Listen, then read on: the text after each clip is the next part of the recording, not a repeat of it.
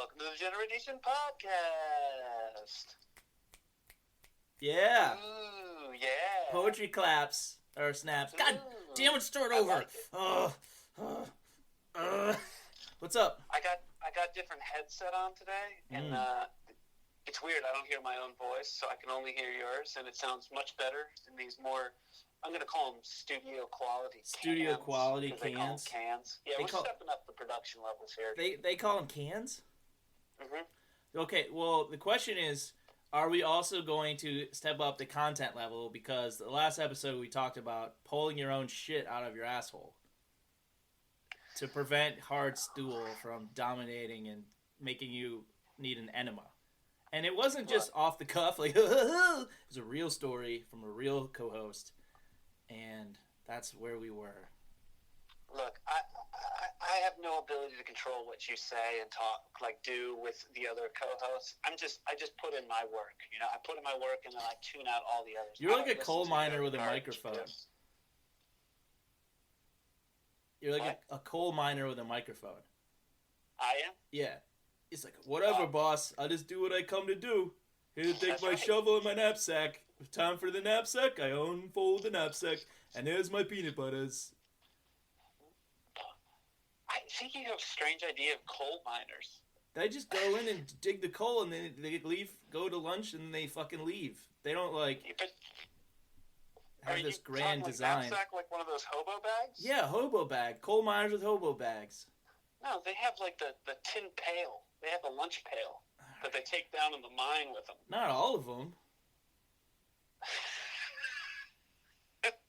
You think they all had... You think someone had, a dinosaur's thermos from the TV show? Dinosaurs?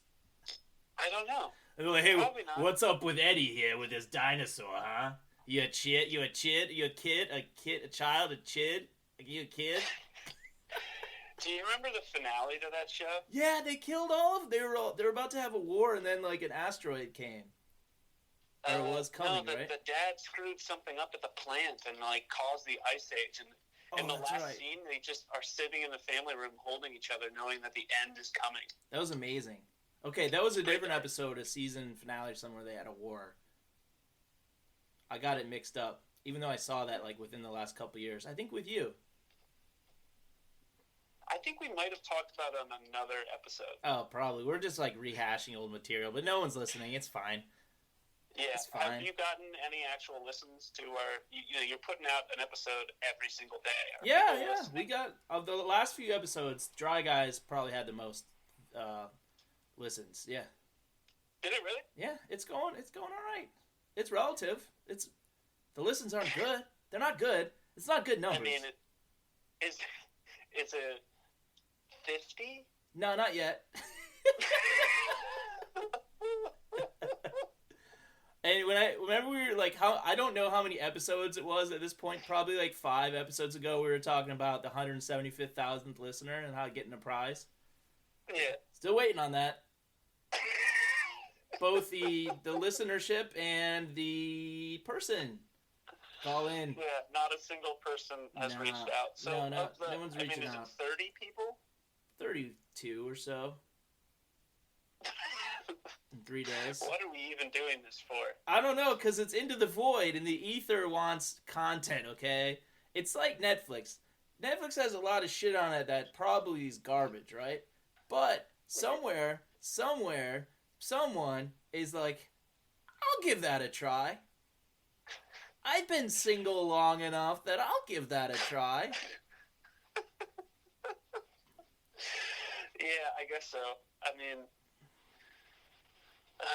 so if you factor in the normal 90% that's just bots, garbage, you got to think that there's 4 people listening.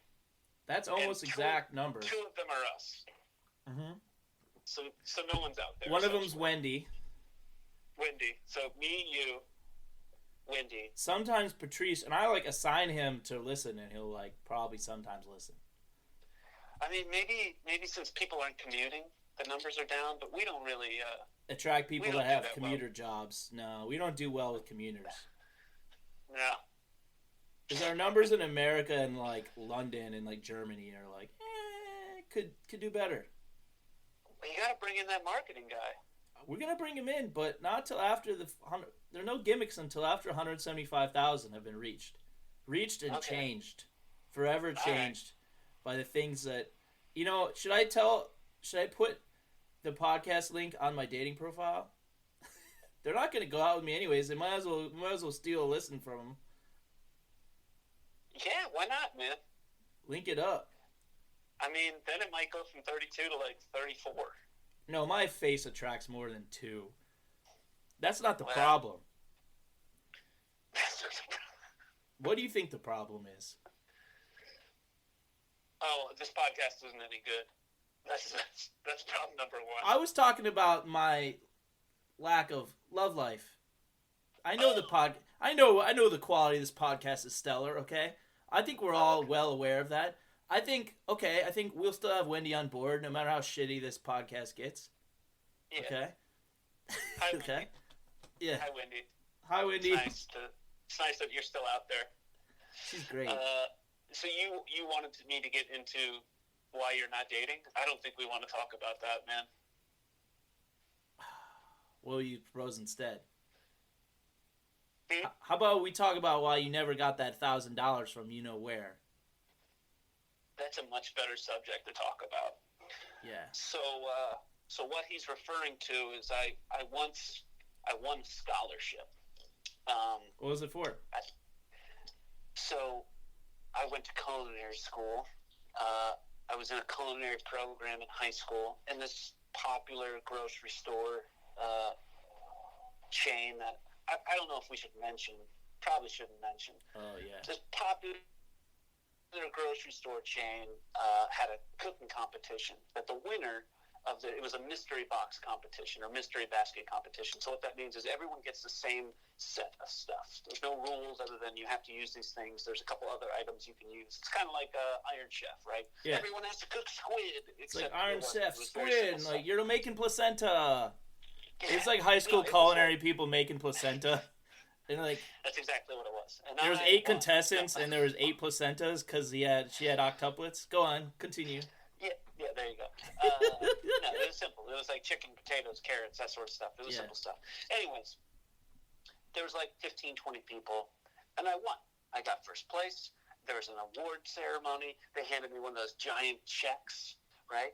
You can't cash those checks. Those aren't real checks. And I also didn't keep that check. They just had it, and then they took photos, and they left. So Happy Gilmore's bullshit, huh?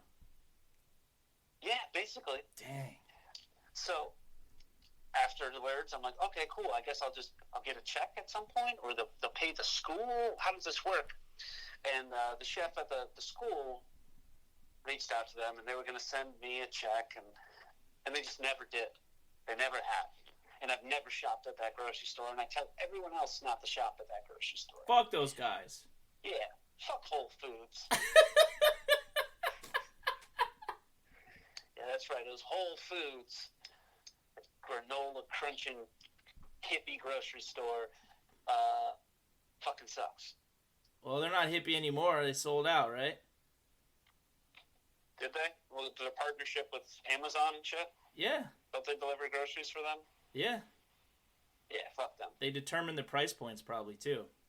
Probably. No beets for the poors.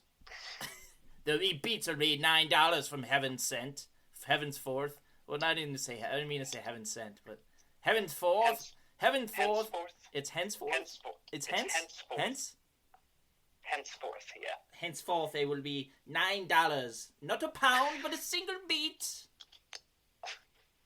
Nary a beet will be in the basket of the paws who slip past our guards. Not their regular beets. They'd have artisanal beets. Artisanal beets. $9 per beet.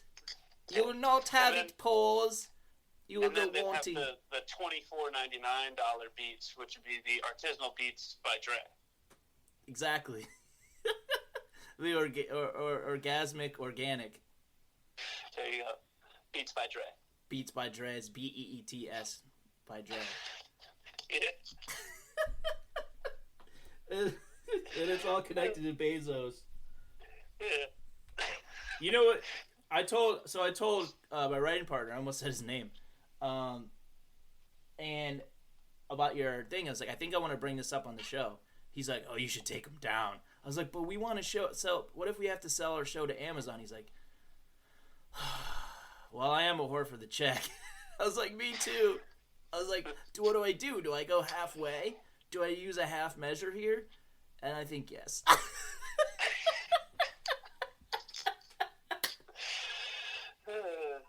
I think yes. I think Beats by Dre is fine as it is. And no pour is allowed in the Whole Foods. Yeah, I was having a conversation with a coworker today about work, and I'm going to keep it as cryptic as possible. But basically, a customer wants to do something that to make this solution that we have a bit better in their mind. It won't. Spoiler alert. It won't. It'll still be shitty. And he was saying that he wanted to, like, make it better. Like, that's what we're here to do, is make it better. No, you're and, not. If this is going to be worse, we got to let them know that it's not going to work. And it's like, nah, I don't give a shit if it works. I just want to get the check. As long as the checks keep cashing, I don't give a shit. And he's like, well, the checks are going to keep cashing. I'm like, well, who cares? Let them do whatever they want. Doesn't matter. Doesn't affect us. None of this matters. And he was kind of stressed about it. I'm like, listen, man, at some point, we're all going to be dead anyways, right? Is that what you said to him? Yeah. Yeah. So none of this matters. Oh my God, you're giving like earnest customers like existential crisis that they didn't have before. You were like, you know what? We're not really pro anxiety here. We're gonna take that anxiety and we're gonna convert that into existential dread for you. Oh, there's no dread. No, for him, not you. You don't give a shit. No, I don't. You don't care that you warped his mind. No, he's fine. He left. It was meant in jest for the most part. I mean, I'm serious about it, but I meant for him to take it in jest.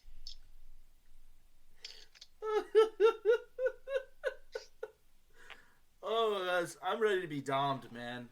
You just take over. You're crushing it right now. Oh, good. I'm trying to think of more stories I can tell. I don't really have much. Heaven's forth. You will continue. From heaven's forth. Heaven's forth.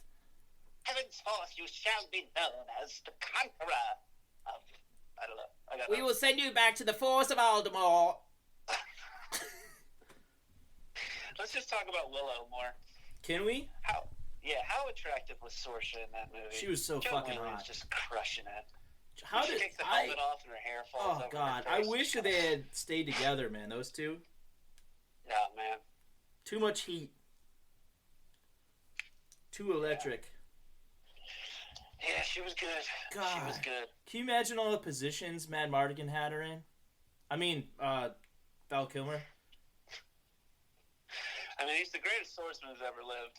I mean, and I mean that about Val Kilmer and his dick. Yeah, he was in some late '80s positions with her. Do you think the TV was on in the background while they were going reverse cowgirl, and that's how we found out about the wall coming down? I hope so. That would be the best way. I'd like that to be the case.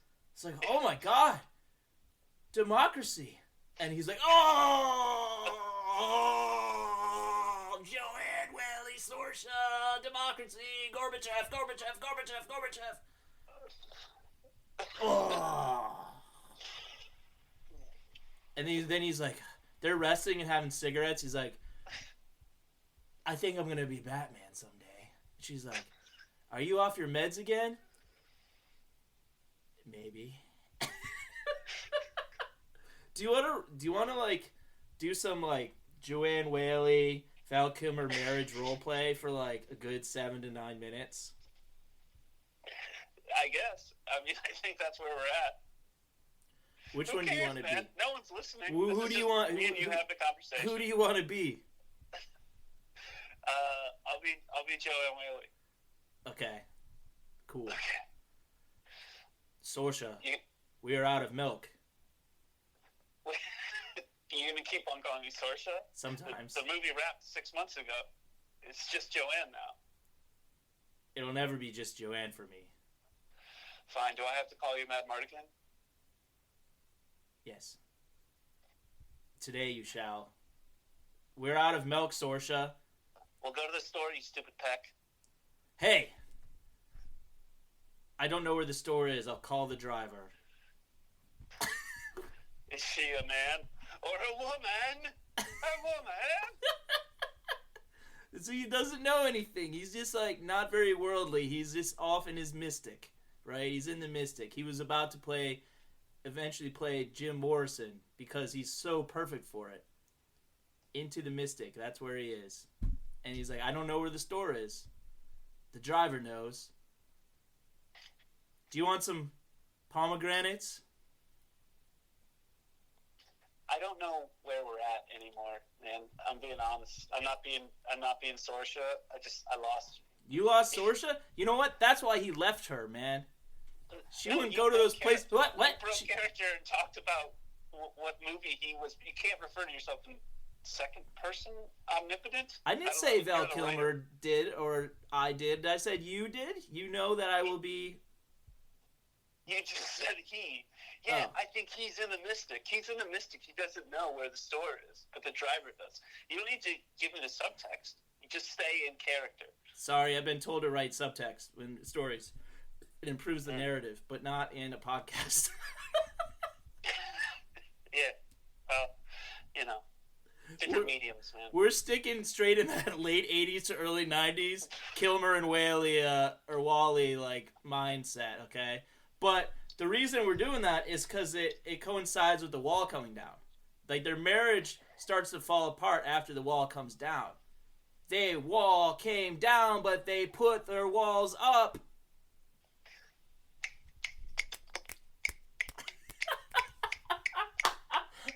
All right, so we know one thing, okay, about this podcast. Wait, do you know the timeline of their relationship? Does it coincide with the wall coming? Yeah, look up their divorce.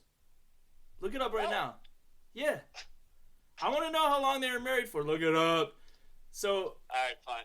Look Keep it up talking, immediately. I'll look it up. If you can Bing it at home, you can beat out Luther Danger's Bing search.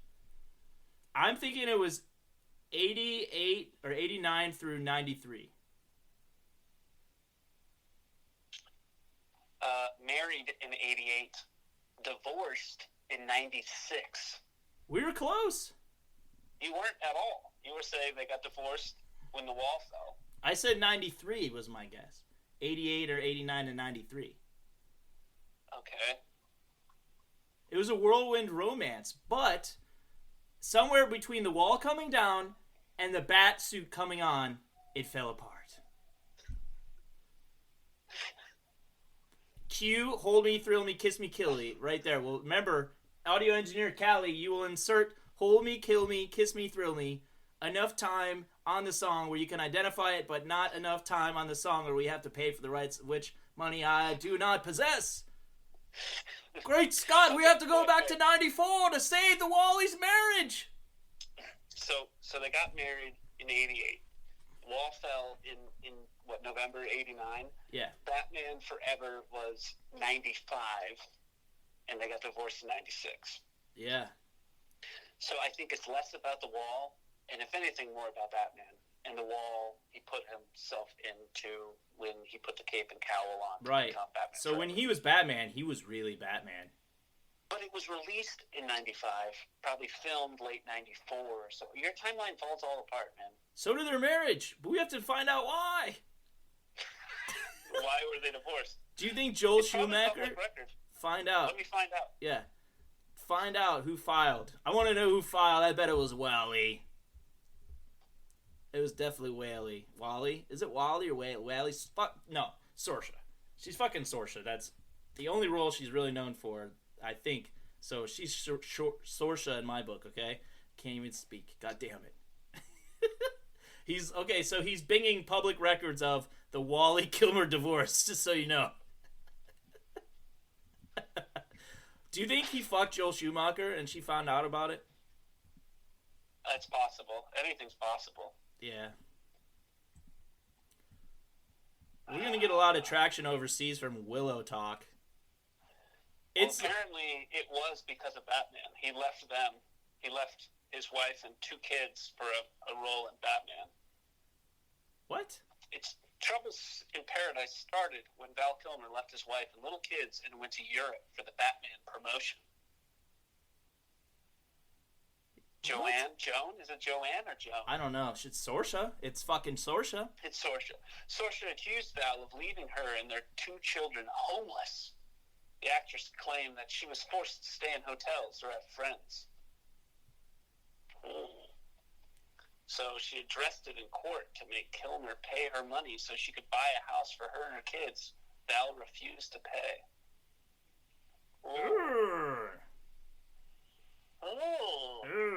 Jeez. Mad Mardigan, you scourge. I can't fucking talk. Did I just say scourge? Scourge. Yeah. You devil, Val Kilmer. All right, knowing this, do you want to role play that conversation? Sure. Okay, you start, Joanne, or Saoirse. I'll be Val this time? Yeah, you want to be Val? Okay. Yeah. Go ahead. I want a house. So, Joanne, I'm not sure of your name. I'm just going to call you Honey. So, Honey, I just got a great opportunity. What's that? Chris Schumacher is making a Batman movie. And, Joel Schumacher. Cast me as Batman. Joel Schumacher. You mean Joel? Joel Schumacher? That's great. Joel Schumacher. What did I say? You said Chris. Oh, yeah. This is before Chris Nolan, sorry. And before the Batman voice, but I'm still preparing. I like the anyways, voice. Do you want to fuck with that voice? I'm going to do this Batman voice in this Batman movie. It's going to be great. It's going to be huge. They got Jim Carrey doing the Riddler. I think it's going to be probably the best Batman villain to ever appear on screen. That's great. Mad Mardigan, will you take me? Well, after we film, there's going to be a big promotion in Europe, and I think I'm going to go have some fun traipsing around Europe. What? Yeah, that's right. Why don't you and the kids get in a hotel, nearby? Not nearby Europe, but nearby our home that I'm not going to let you live in. Scene! Right? Like, that sounds so implausible that she would say that and he had to, like, buy her a new home. She, like, held him over the coals. She wanted somewhere else to go. Yeah. Interesting. Wait, can we jump back into that scene? Yeah, I'm ready. Yeah, go ahead. Wait. I know you're a little disappointed about not getting the trip to Europe, but I didn't tell you the best part. U2 is going to be on the soundtrack. They're going to play a great song called Hold Me, Thrill Me, Kiss Me, Kill Me. Speaking of Kiss, there's going to be another song, not by the band Kiss, but by Seal. It's called Kiss from a Rose. Who's Seal? Why are you going to Europe? You know, the guy with the scars on his face from the gang fights. He was in a gang fight? Yeah. You better not be hanging out with any gangs. Yeah, he was in a gang fight in England, I think. He's from England. My Saoirse voice wavers when I'm upset and scared. What am I going to do without you? Just go ahead and get an hotel. What hotel? What are you talking about, a hotel?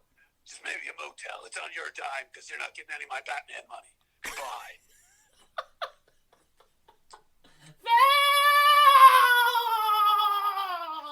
Oh, and by the way, I don't love you. You kicked me in the face.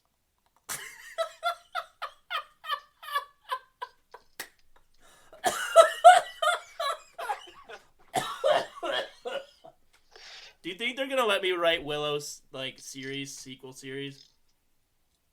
Not now. Why? Because of all the talk we've done about Willow and Val Kilmer. I think recently, if they hear what we're doing now, you're not going to get the role there. We might as well continue then. We can't turn back. It's in the internet forever. Should we just keep on going then? Yeah. This is going to be a whole podcast? I think so. All right. I think we just fucking take the shovel and keep digging, man. I'm all about that. Keep digging those mass graves, right? All right. Well, how about I just keep on talking like Val Kilmer in my Val Kilmer Batman voice? Yeah, that sounds good. Just ramble. All right. Well, it was great when we made that movie Willow together, and I had a good time. And all the other movies I've made, like Kill Me Again, Thunderheart. Remember Thunderheart? That was a good one with the Native Americans. Nobody remembers Thunderheart, Val. Yeah, that was a good flick. Hey, remember that time I was a pilot in Wings of Courage? Again, that was good. No one remembers these movies, Val. Well, what about True Romance? That was a big one. You were in for others, not as much for me, but it was a big one for me. That was a good flick. Tombstone. Oh, that was a good one. I did Tombstone. That was a good one, actually. Oh, Heat. Heat came out in 1995, same year as Batman, this role that I'm coming out. So now we're kind of mixing with the time continuum here, but I'm about to do this big movie, Heat. And then I got one coming up with, it's called The Island of Dr. Moreau. I'm pretty excited about that. that was so good. That could have been the end of the show right there. If the next few or 10 or 15 or 30 minutes sucks, we were totally going back to that and erasing this, and just ending it on, The Island of Dr. Moreau. That's a good one. Yeah, it's really good. I'm very excited to work with Marlon Brando. I think some people say he's out of his prime, but I think he still can deliver. We'll see. Time will tell. I want a divorce! No. Ron Perlman's going to be in that movie. It's going to be a classic. Yeah. Aren't you hearing me, Val? Are you listening? Are you even listening? No, I'm too busy gazing in my crystal ball and determining the movie roles I'm going to play in the next 15 to 20 years. I'm going to get chubby at some point in the late 2010s, but before that, I'm still going to be hitting it hard in the early 2000s. But our children, Val, our children. I'm gonna be in the movie Red Planet. There's going to be a series of movies in the year 2000s about Mars and going to Mars. I'm going to be in the less good one. But then I'm going to come back with the Salton Sea.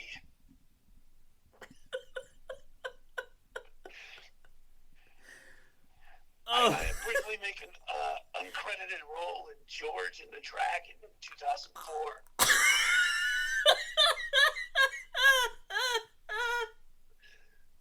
The divorce, Val, the divorce! Wait. You haven't heard about my role in Alexander. That's going to be a good flick. It's going to be good. It's got Angelina Jolie and Anthony Hopkins. I play a guy named Philip in it. Pretty excited about that. Phil! And then I don't do much. However, the picture I'm most excited about doesn't come out till 2008, and it's going to be a hit. Guaranteed box office success. It's called The Love Guru. I play myself, which isn't a stretch, but really it's got heavy hitters in there. Jessica Simpson, who's in her prime. Kanye West, don't know if you know much about him yet. Mike Myers is in it, but it's got that holy man, that visionary, Deepak Chopra. He's playing a critical role. It's got that funny guy from Austin Powers, which hasn't come out yet, but you're going to like it. The little one, Vern Troyer. I think big things are in his future. Well, not that big. He's a midget. He's got a big heart. And zero substance abuse problems as of 1995. He's like a teenager, and he's like abusing heroin at his midget village, and and you're like, Val Kilmer's like, no, it's fine, he's fine.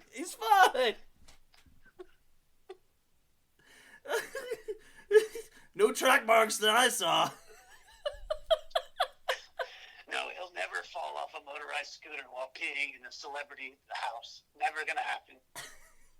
Hey, question, sidebar. I'm stepping away from Joanne for Joan for Sorsha for a second.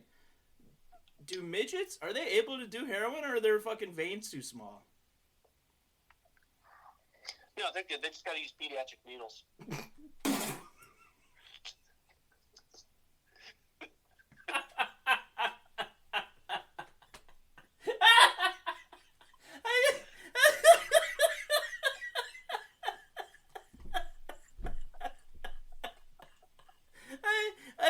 I did a real spit take. That was real. I didn't fake it.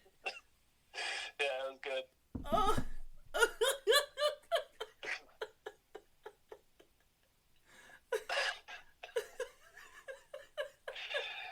Anyways, you gotta check out Island of Dr. Moreau. It's coming out late fall 1996. It's gonna be great.